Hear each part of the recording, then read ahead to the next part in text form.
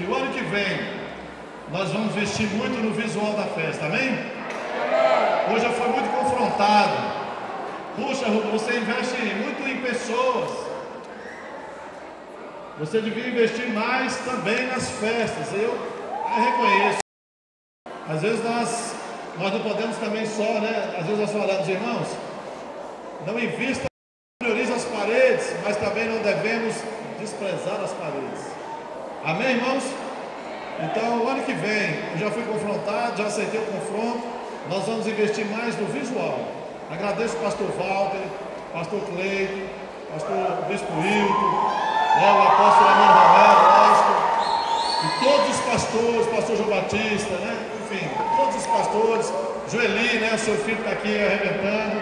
Isso aqui foi só uma amostrazinha do que vai ser a semana.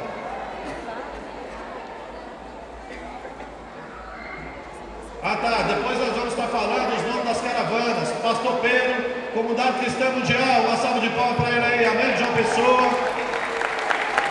Pastor Saulo também, ele é de João Pessoa. Pastor Saulo Cruz, de Campina Grande, uma salva de palmas para ele aí. Pastor Gércio Boqueirão, Paraíba.